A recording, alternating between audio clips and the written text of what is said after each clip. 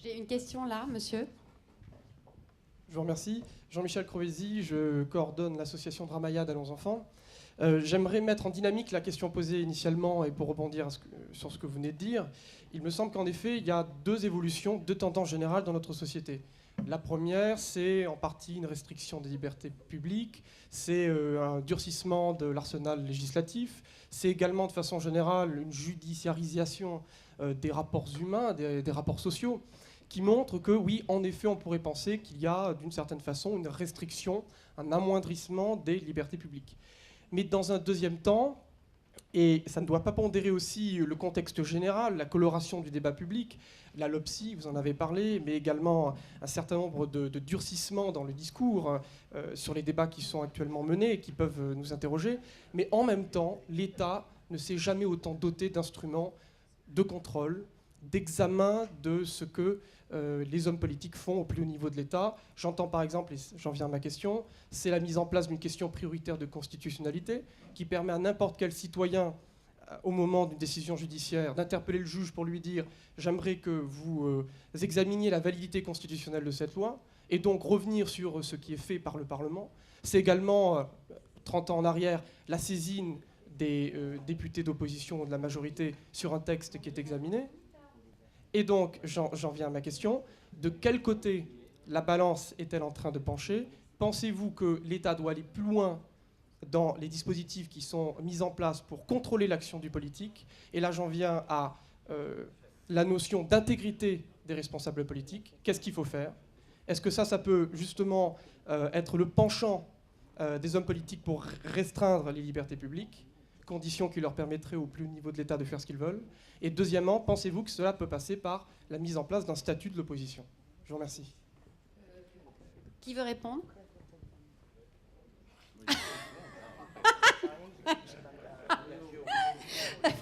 Allez-y Bruno, pas Monsieur Monzani.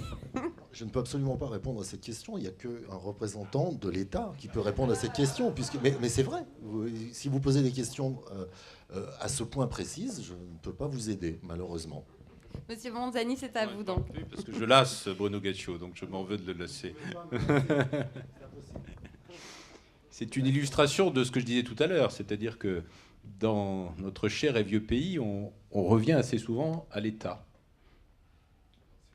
Et que l'État, justement, parce que votre remarque est intéressante, outre le fait qu'elle me fait plaisir, n'est pas, en France, uniquement l'État qui fait pampan-cucu. L'État, c'est aussi un point d'équilibre social. Quand on est préfet dans un département, on est au centre aussi d'une vie sociale. Je le dis parce qu'on ne sait pas toujours très bien peut-être ce que fait un préfet. Donc c'est un métier très, très riche. Et la part, je rassure les libertaires dans cette assemblée, sentiment que je respecte, la part répressive de mon métier est petite part par rapport au reste de mes activités. Je ne défendais pas un point de vue libertaire. Non, mais je ne vous visais pas, monsieur Bauduit. Je disais dans la salle. Dans la salle. Un point de vue libéral au sens politique anglo-saxon du terme. Oui. Bon, vous parlez sous mon contrôle, je vais vous répondre. Non, je crois qu'il s'adressait à la salle, il a repéré plein de libertaires. Donc, je réponds à la question ou pas? Non, je réponds pas. Écoutez, sur le statut de l'opposition, je pense que c'est plus aux politiques à répondre qu'à un préfet, pour le coup. Là, je ne me débine pas. Mais s'agissant du contrôle, ce qui me frappe, là, témoignage de terrain. Hein, c'est le préfet qui parle, pratico-pratique. C'est que l'ampleur des contrôles... Par exemple, je ne suis pas persuadé que la multiplication des autorités administratives indépendantes procède très directement de la démocratie, en tout cas de la démocratie à la française. Parce que ces autorités... Elles sont administratives, d'accord. Elles sont indépendantes. Elles sont indépendantes de qui? Du pouvoir politique. Or, le pouvoir politique a la légitimité démocratique. Donc, quelle est la légitimité d'une autorité dite administrative indépendante qui va réguler le politique? On ne peut pas trancher ça en 5 minutes, mais il faut en tout cas poser le débat et ne pas dire que d'un côté, il y a un pouvoir qui est nécessairement pervers parce que c'est l'exécutif, et de l'autre, qu'il y a des pouvoirs qui sont nécessairement angéliques parce qu'ils ne sont pas exécutifs. Parce que c'est oublier que la légitimité de l'exécutif, c'est la loi de la majorité. Et je crois, c'était le sens de la fin de mon propos tout à l'heure, qu'une des menaces sur les libertés publiques, qui n'est pas celle qui monopolise le plus pour des raisons évidentes l'opinion, c'est cette idée de dilution de la règle classique de la démocratie. Moi, je suis très frappé, et là aussi, quand j'exécute, en tant que préfet, des décisions, quand j'exerce la police administrative, etc., le fait que dans une démocratie, jusqu'à nouvel ordre, il y a une majorité, et que cette majorité, dans certains cas, impose aux minorités au pluriel sa loi, c'est quelque chose de plus en plus contesté. Avec cette idée, donc, d'individualisme, de montée de l'individualisme, etc., qui peut poser d'autres questions. Et moi, ce que je constate, encore une fois, dans l'exercice quotidien de mon métier, c'est que les contrôles, les obstacles, le rôle de tel ou tel lobby déguisé en association d'intérêt général, mais autoproclamé, font que de plus en plus, on est obligé de prendre des risques, ce que moi je fais quotidiennement, je crois que je suis payé pour ça, de prendre des risques pour défendre ce que l'on pense être, on peut évidemment se tromper, l'intérêt général, validé notamment par les élus.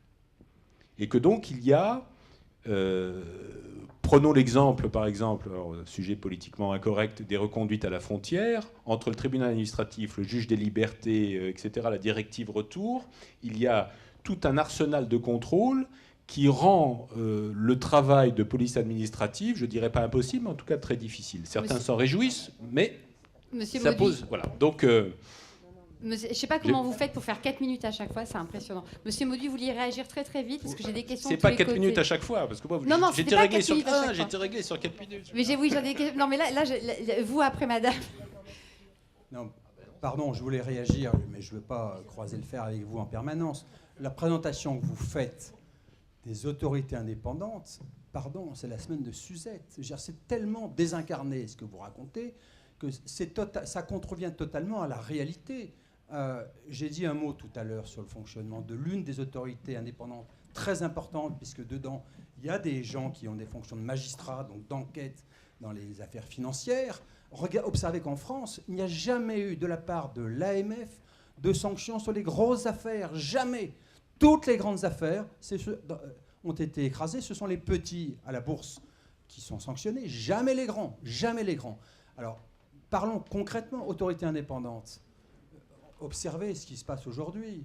Regardez l'une des grandes autorités indépendantes, qui est le garant, des libertés publiques, la liberté de l'information à la télévision. Il faut lire, c'est formidable, le livre de Patrice Duhamel. L'avantage, c'est le livre qu'il a fait avec son frère Alain, l'avantage, c'est qu'il ne peut pas être suspecté de partialité politique. C'était un ami de Nicolas Sarkozy. Il se tutoie depuis 30 ans ou 35 ans. Et ce qu'il raconte fait froid dans le dos. Ce qu'il raconte, c'est... Nicolas nous demande à moi, avant l'élection présidentielle, de venir le conseiller. Donc on se voit, on se parle. Et il raconte en fait quelle était la traduction de la réforme de la procédure de nomination des responsables de l'audiovisuel public. Donc garant notamment de l'intégrité et de l'honnêteté de l'information sur le service public. Il dit voilà, on n'avait pas compris quand il a réformé la procédure, c'est-à-dire quand il s'est réapproprié pour lui-même dans la tradition bonapartiste ou néo-bonapartiste à la française, je décide de tout de l'Élysée, on n'avait pas compris que nous, Carolis, PDG de France Télévisions, moi, directeur général, en fait, Carolis, c'était le ministre de la télévision publique et moi, j'étais le secrétaire d'État au programme. Et donc, il nous convoquait à l'Élysée à des réunions interministérielles. Et il raconte, par exemple, sur l'affaire d'une émission que voulait monter le fils de John Hallyday. Il dit, c'est Patrice Duhamel qui le raconte, l'ami de Sarkozy. Il dit, Sarkozy m'a appelé 17 fois pour me dire, mais tu files une émission de variété au fils de Johnny Hallyday. 17 fois. Vous vous rendez compte? Il s'appelle David. J'ai une question dans la salle, je vous coupe, je suis désolée. C'est en dehors de tout...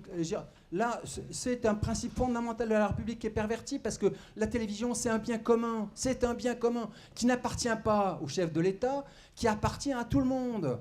Donc voilà, je trouve que la réalité est celle-là.